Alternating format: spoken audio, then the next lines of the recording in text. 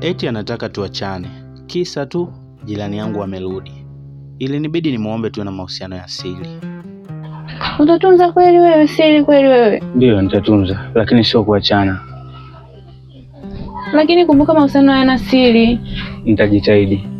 Jirani yangu anasababisha nisiwe na mtu nimpendaye. Sasa sijui nitaweza kutunza kweli siri. Hata huyo jirani yangu asijue kama nina mahusiano na rafiki yake. Sijui.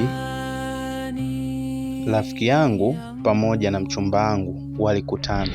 Unajua, Ndeza, mimi siwezi kubadilisha msimamo wangu. Kweli mimi nilikuwa nakupenda sana, lakini wewe matokeo yake ukawa msaliti. Mimi siwezi kubadilisha msimamo wangu, nampenda rafiki yako. Kwa nini lakini? Kwa nini awe yeye? Kama itatokea utaendelea kuwa na huo msimamo wako, ukashindwa kunielewa, basi itabidi tu nimwambie rafiki yake.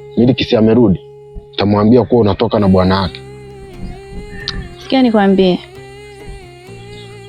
Ukinyanyua hizo kwato zako ukaenda kumwambia Mili kwamba mimi natembea na Simba, hautokaa ukaongea na mimi siku zote za maisha yako. Na sitokaa nikakufikiria hata nikikutana na wewe barabarani tusalimiane. Nimemaliza. Hayo ndio yalikuwa maamuzi ya mchumba wangu, rafiki wa jirani yangu. Alikataa kata. Nikiwa hapa nilikuwa nakumbuka mengi sana ambayo alishawahi kunisaidia. Siku moja nilikuwa nadaiwa kodi na baba mwenye nyumba. Aliniletea sana. Yaani ujinga sitaki, kodi kulipa ni tatizo, kila kitu kwako ni shida. Kwa nini? Una shida gani wewe? Samahani mzee, ngoja niingie toilet. Hapana, cha kuingia toilet, usinijazie kwanza choo wakati ulipi kodi. Utanisaidia mimi kutengeneza choo kingine? Na kuuliza kodi yangu unalipa lini? Mwezi wa 3 sasa. Lakini si ningeingia. Nisikilize, unajua nitakufukuza kama mbwa.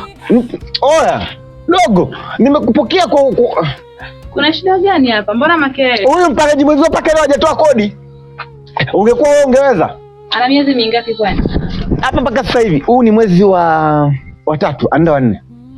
2020. Yaani anakaa na hela yangu tu. Ulinisaidia kujenga tofali wewe? Sasa sikiliza baba mwenye nyumba. Ndio. Uko sasa kutakuwa kuzalisha. Unamdai hela hapo ndio. Ndio. Na unamdai miezi 3. Huu wa 4. Sasa tufanye hivi. Achana naye, hata ende chooni. Mimi na wewe nitafuta tuzungumze. Tumalize hilo nani tatizo. Yaani twende ndani kwako sasa hivi tukazungumze kidogo.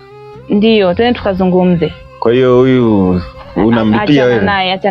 Achana naye huyu, twende tukamalizane. Ni mengi sana alionisaidia. Kwa hiyo kumwacha inaniwia vigumu. Eti kwa sababu tu ya jirani yangu ananipenda.